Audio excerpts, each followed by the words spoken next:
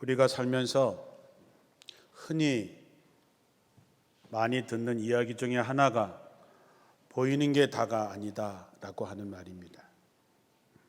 그러나 우리는 태어나면서부터 감각을 통해서 느끼고 보고 듣고 냄새 맡고 손으로 만져지는 것을 통해서 판단하도록 학습되어져 왔습니다. 그렇기 때문에 눈에 보이지 않고 귀에 들리지 않고 체험하지 못한 것은 믿기가 참 어렵습니다. 그래서 보이지 않는 하나님을 믿고 따른다고 하는 것이 정말 어려운 일입니다. 그래서 우리가 실제적으로 본 적도 없고 또 하나님의 음성을 귀로 들은 적도 없고 손으로 만져본 적도 없는 하나님을 믿고 순종하며 따라간다는 것은 예나 지금이나 참 어려운 일입니다. 우리가 믿음에 대해서 많은 얘기를 하지만 정말로 우리의 믿음이 진짜일까? 이런 생각을 해봅니다. 성경은 믿음에 대해서 이렇게 얘기합니다. 오늘 읽은 본문의 말씀을 현대어 번역으로 보면 이렇습니다. 믿음이 무엇입니까? 믿음은 우리가 바라는 것이 반드시 이루어진다는 것을 확신하게 하는 것이 아니겠습니까? 또한 아직 눈앞에 보이지 않는 미래에 이를지라도 우리가 기대하는 것이 반드시 우리 앞에 기다리고 있다는 것을 의심하지 않는 것이 아니겠습니까? 예전에 하나님을 인정받은 사람들도 다 이러한 믿음으로 인정받았던 것입니다. 우리는 믿음이 있으므로 이 세상 삼라만상이 하나님의 말씀으로 창조되었음을 압니다. 다시 말해서 우리 눈에 보이는 것은 모두 다 눈에 보이지 않는 것에서 비롯되었다는 것을 압니다. 우리는 이 말씀을 너무나 잘 알고 있습니다. 그러나 정말로 우리의 마음에 와 닿느냐, 마음에 새겨져 있느냐 하는 것이죠. 세상에서 가장 먼 거리가 어디냐 하면 이 머리는 알겠는데 이 머릿속에 아는 게 이 가슴으로 내려오는 게 그렇게 어렵습니다. 우리가 하나님의 말씀을 듣고 하나님의 말씀을 배울 때마다 그 말씀이 무슨 얘기인지 압니다. 그리고 그 말씀이 정말로 내 마음속에 진짜 새겨지기를 마음으로도 원하지만 잘 받아들여지질 않습니다. 감각적으로 경험되어지는 일이 않기 때문이지요. 그렇기 때문에 우리는 뭔가 부족하고 결핍된 삶을 살아갑니다. 결핍되고 허전한 두려운 삶에서 우린 뭔가가 채워져야지만 안정된 삶을 살 수 있는데 내가 부족함과 두려움과 결핍으로 허우적거리면서 사는 것은 내 영혼이 가난하다고 하는 것입니다. 내 영혼이 뭔가 채워져 있는 것이 아니라 뭔가 비어져 있다라고 하는 증거입니다. 내가 하나님의 말씀에 따르지 못하고 순종하지 못하는 것은 그만한 믿음이 없기 때문입니다. 여러분, 믿음이 있으면 안 따를 이유가 없겠지요. 그래서 우리는 그 빈 마음을 채우려고 남의 것을 빼앗고 빼앗기고 하면서 힘든 삶을 살지요. 갈급하다라고 하는 것이 그런 얘기입니다. 우리가 사랑해서 결혼했지요. 행복하십니까? 우리가 서로에게 채워달라는 요구가 많으면 많을수록 그 결혼은 불행할 수밖에 없습니다. 특히 영적인 갈급함은 세상의 그 어떤 것으로 채워지지 않습니다. 결핍은 채워질 때만이 안정감을 찾을 수 있지만 완전한 것이 아니면 채워줄 수 없습니다. 어린 아기는 엄마의 품속에 있으면 모든 두려움이 사라집니다. 여러분, 엄마 품속에 잠들어 있는 아이가 무슨 걱정을 하겠습니까? 아주 편안하고 안전한 마음을 갖고 있지요.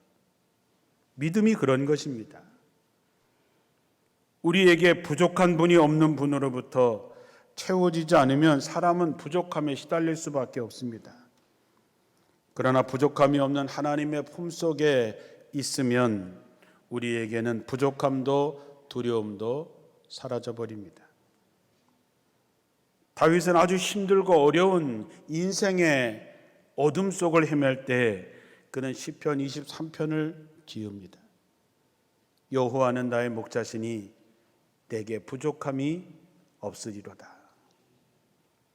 인생의 바닥, 인생의 위기, 인생의 가장 힘든 속에서도 다윗이 여호와가 나의 목자시니 내가 하나님을 믿으니 내게는 부족함이 없다 이렇게 고백할 수 있는 것이지요. 하박국 선지자는 3장 17절 이하에 비록 무화과 나무에 부성하지 못하며 포도나무에 열매가 없고 감람나무에 소출이 없으며 밭에 먹을 것이 없고 우리의 양이 없고 외양간에 소가 없어도 나는 여호와로 말미암아 즐거워하며 나의 구원의 하나님으로 말미암아 기뻐하리로다 그랬습니다. 얼마나 절박한 상황입니까? 무화과 나무가 무성하지 못합니다. 포도나무에는 열매가 없습니다. 감람나무에서 얻을 것이 없습니다. 우리의 양도 없고 외양간에 소도 없습니다. 그러나 나는 하나님, 그분 한 분만으로 즐거워한다 했습니다. 다들 어렵고 힘든 때인데 그들에게 있는 믿음은 이러한 고백을 할 수 있게 하는 것이지요. 그래서 성도들은 진짜 믿음으로 살아야 됩니다. 하나님께서 오늘 우리에게 주시는 말씀은 하나님 앞으로 나가는 사람은 믿음으로 살아야지 감각으로 살면 안 된다는 것입니다. 오늘 11장 6절에 믿음이 없이는 하나님을 기쁘시게 하지 못하나니 하나님께 나가는 자는 반드시 그가 계신 것과 자기를 찾는 자들에게 상 주시는 이심을 믿어야 할지니라 했습니다. 이 믿음이 어떤 믿음입니까? 어떤 상황에서도 여호와는 나의 목자시니 내게 부족함이 없다 고백할 수 있는 믿음인 것이죠. 하나님께 나가는 사람, 반드시 하나님이 살아계시다고 하는 것과 자기를 찾는 자들에게 반드시 응답하신다고 하는 것을 믿어야 그 믿음을 하나님께서 기뻐하신다고 하는 것이죠. 많은 사람들이 하나님에 대해서 두려워합니다. 두려우신 하나님, 심판하시는 하나님, 내가 잘못할 때마다 혼내시는 하나님, 내가 하고 싶을 때마다 하지 못하게 하시는 하나님, 이렇게 생각합니다. 그러나 성경에 나타난 하나님은 어떤 분이십니까? 하나님은 아담과 하와를 위해서 에덴 동산을 마련해 주셨습니다. 그곳에는 모자람도 부족함도 상함도 해함도 없는 아주 풍요로운 것이었습니다. 그러나 사람이 하나님을 배반하고 선악과를 먹으면 하나님처럼 된다라고 하는 마귀의 유혹에 넘어가서 자신의 인생을 비참하게 만들고 말았습니다. 그러나 그 하나님은 그들을 위해서, 그들을 구하시기 위해서 결국 그 아들 예수 그리스도를 이 땅에 보내셔서 십자가에 그 몸을 찢고 피 흘리시며 구원의 은총을 베푸신 분입니다. 더 나아가서 우리를 위하여 새 하늘과 새 땅을 준비하시고 그곳에는 눈물과 근심과 탄식과 질병과 고통이 없는 천국을 만드시고 그것으로 우리를 인도하십니다. 고린도전서 2장 9절에 하나님이 자기를 사랑하는 자들을 위해서 예비하신 그 모든 것은 눈으로 보지 못하고 귀로도 듣지 못하고 사람의 마음으로도 생각하지 못하였다 함과 같으니라 그랬습니다. 하나님이 우리를 위하여 예비하시고 준비하시고 하신 모든 것은 우리의 눈으로 볼 수 없고 귀로도 들을 수 없고 사람의 마음으로 생각조차 할 수 있는 그 엄청난 것을 우리에게 예비해 놓으신 좋으신 하나님이시라고 하는 것이죠. 이사야 53장 5절 이하에 보면 그가 찔림은 우리의 허물 때문이요 그가 상함은 우리의 죄악 때문이라 그가 징계를 받음으로 우리가 평화를 누리고 그가 채찍에 맞음으로 우리가 나음을 받았도다. 우리는 다 양 같아서 그릇 행하여 각기 제갈 길로 갔거늘 여호와께서는 우리 모두의 죄악을 그에게 담당시키셨다. 우리가 사순절을 보내면서 예수께서 십자가에 달려서 몸이 찢기시고 피 흘려 죽으신 것은 과거의 어떤 사람들을 위해서가 아니라 바로 오늘 나를 위해서, 나를 살리기 위해서 베푸시는 하나님의 사랑인 것을 믿어야 되는 것이죠. 예수 그리스도의 십자가의 고난을 통해서 내가 죄사함을 받고 치료를 받고 저주에서 해방되고 내가 성령을 받고 영원한 천국의 시민이 되었다. 그래서 나는 하나님의 사람, 천국의 사람이 될 수 있도록 해주신 분이 좋으신 하나님, 그분이 바로 우리의 아버지다라고 하는 것이죠. 우리가 이 사실을 정말로 마음으로 믿느냐 하는 것입니다.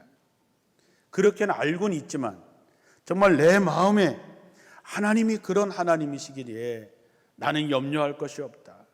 아무것도 없어도 내 인생의 바닥을 쳐도 나는 부족함이 없다. 왜? 하나님이 나의 아버지가 되어주시니까.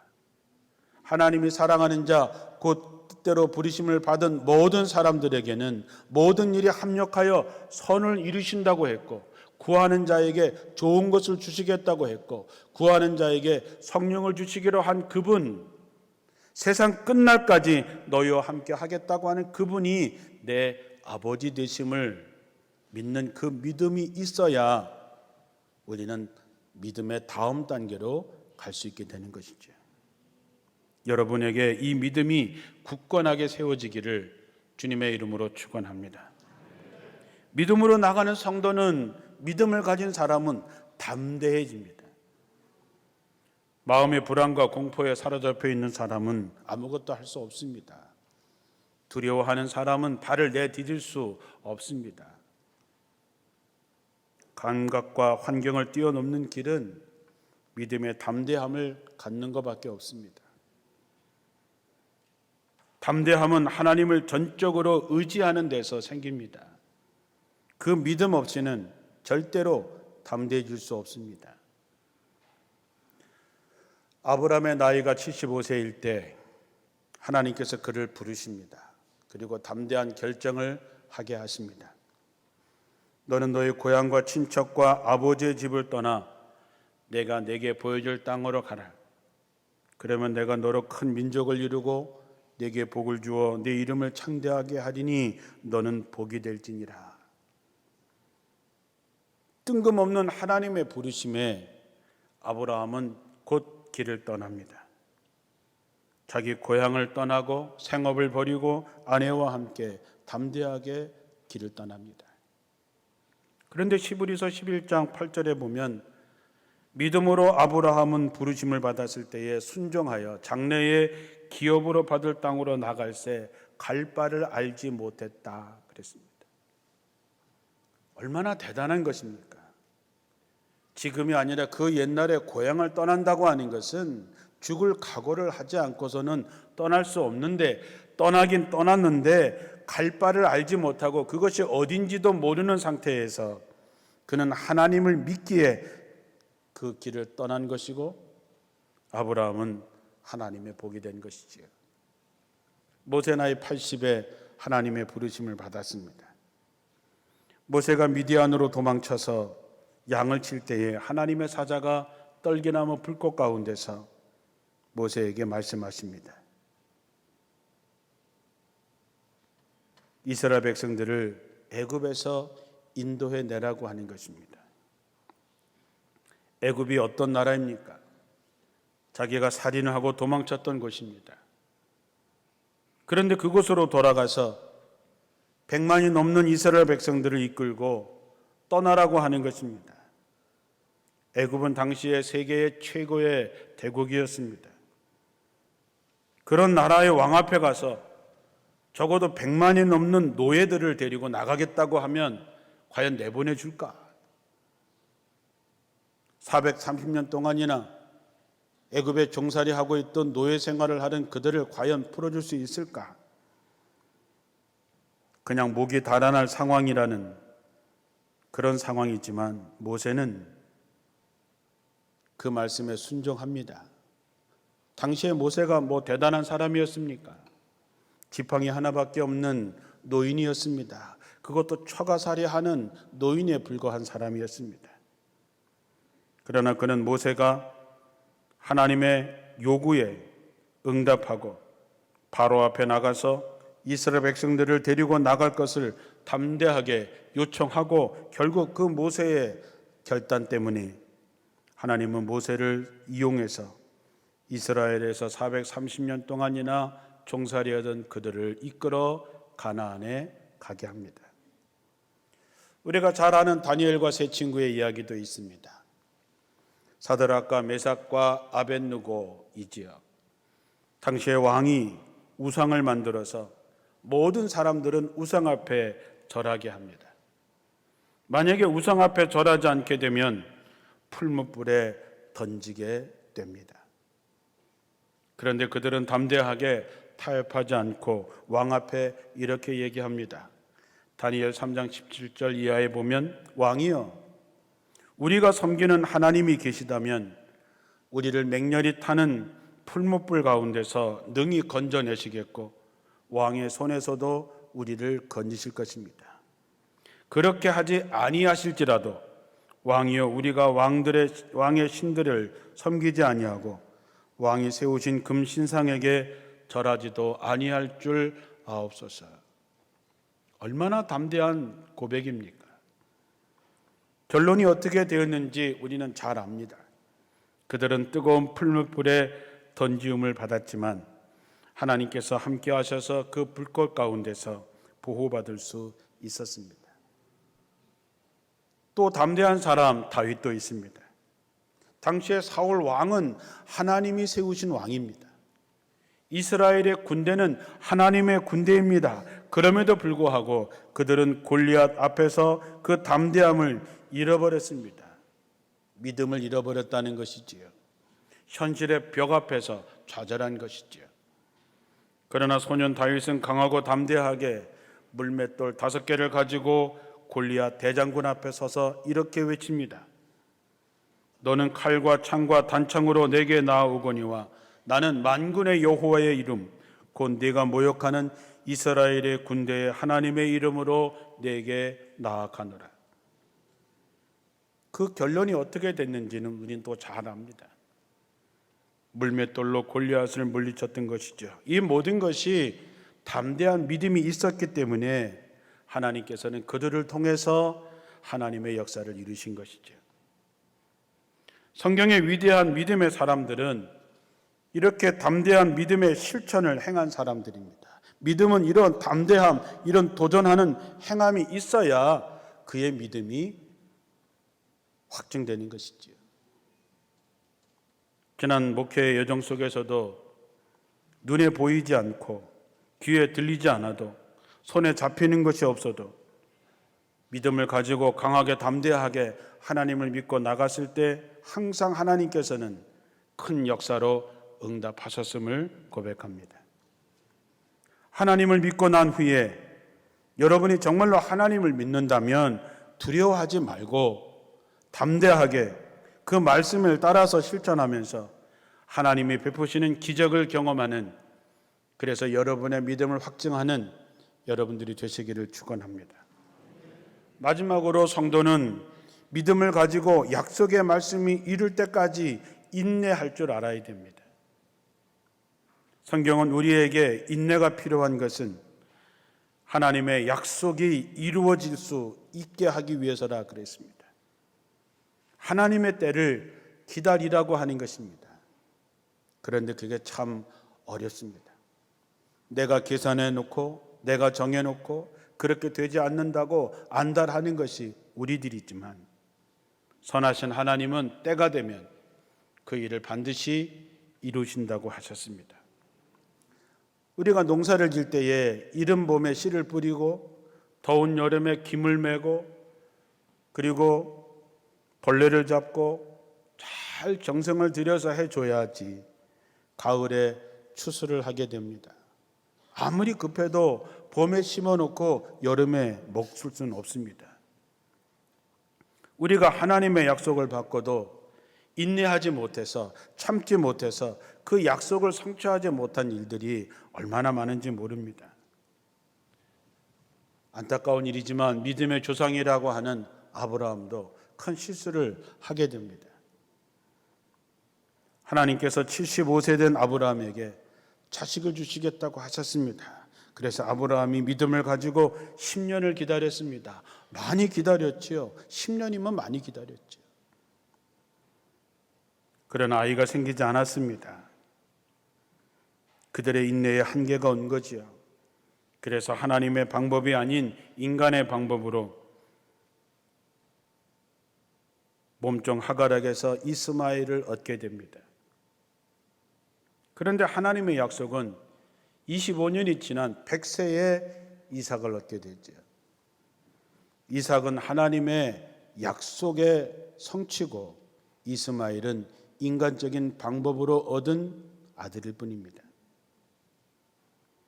아브라함이 믿음으로 인내하지 못해서 이스마엘을 낳은 것이 오늘날 중동의 아랍 민족들하고 이스라엘 백성들 사이에 수없이 피 흘리는 전쟁을 만들어 놓게 된 것이지요. 인내하지 못했기 때문에 생겨진 안타까운 결과입니다. 사랑하는 성도 여러분, 이제 이 말씀을 마음에 새기고 인내하시기를 주님의 이름으로 축원합니다. 히브리서 13장 5절 이하의 말씀을 현대어 번역으로 읽어드리겠습니다.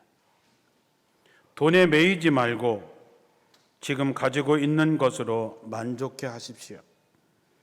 하나님께서는 이렇게 말씀하셨습니다. 나는 결코 내 기대를 저버리거나 내 곁을 떠나지도 않겠다. 그러므로 우리는 어떤 의심이나 두려움이 없이 이렇게 말합시다. 주님이 나를 도우시니 나는 두려울 것이 없습니다. 인간이 나를 어떻게 할 수 있겠습니까? 여러분에게 하나님의 말씀을 가르쳐준 지도자들을 기억하십시오. 그들의 삶에서 모범이 될 것을 마음에 새겨두십시오. 그리고 그들을 본받아 주님을 믿으십시오. 예수 그리스도께서는 어제나 오늘이나 영원히 변치 않으십니다. 하나님께서 이렇게 말씀하셨다는 것입니다. 나는 결코 네 기대를 저버리거나 너를 떠나지도 않겠다. 한번 따라하겠습니다. 나는 결코 네 기대를 저버리거나 내 곁을 떠나지 않겠다. 그래서 우리는 이렇게 고백해야 됩니다. 따라하겠습니다. 주님이 나를 도우시니 나는 두려울 것이 없습니다. 우리가 정말로 하나님 앞에 나가서 약속을 받고 응답을 받기 위해서 이 말씀을 마음에 새기고 기다리자는 것입니다. 하나님의 때는 반드시 옵니다. 하나님은 가장 좋은 때에 그 기도, 그 기대를 응답하시는 것이죠. 우리가 인내하면서 하나님의 말씀을 배우고 하나님의 말씀을 듣고 하나님의 말씀을 깊이 묵상하십시오. 내가 힘들고 어려울 때 하나님의 말씀을 계속 읽고 배우면 우리의 마음에 믿음이 저절로 생깁니다. 인내를 가질 수 있습니다. 그 힘을 하나님께서 허락하십니다. 힘들고 어려울 때 하나님 앞에 엎드려 끊임없이 기도하십시오. 내 눈으로 보고 귀로 듣고 손으로 만져보는 환경은 어렵지만 내가 하나님 앞에 끊임없이 기도하고 성령의 나를 붙들 수 있도록 기도가 끊어지면 안 됩니다. 더 나아가서 믿음은 바라는 것들의 실상이요 보지 못하는 것들의 증거라 했습니다. 우리가 바라봄의 법칙이라고 얘기를 하는데 하나님께서 아직은 아니지만 내가 바라고 꿈꾸고 기도해 온 것이 반드시 이루어질 거라고 하는 이 하나님의 약속이 언젠가는 내게 이루어질 거라고 하는 것을 믿고 감사함으로 살라 하는 것입니다. 아직은 아니지만 우리 마음속에 늘 바라보면서 그것이 늘 이루어지는 사실, 그때를 기억하며 기뻐하고 감사하면서 입술로도 부정한 말을 하지 말라는 것이지요. 나는 버림받은 것 같아요. 나는 못해요. 나는 외로워요. 나는 패배자요. 나 같은 사람이 무엇을 할 수 있겠어요? 라고 하는 마음은 절대로 성령이 주시는 마음이 아니고 그거는 마귀가 주는 마음입니다. 그런 생각이 들 때마다 예수의 이름으로 물리치고 우리는 어떻게 얘기해야 되느냐? 마가복음 9장 23절의 말씀처럼 할 수 있거든요. 무슨 말이냐? 믿는 자에게서는 능치 못할 일이 없다.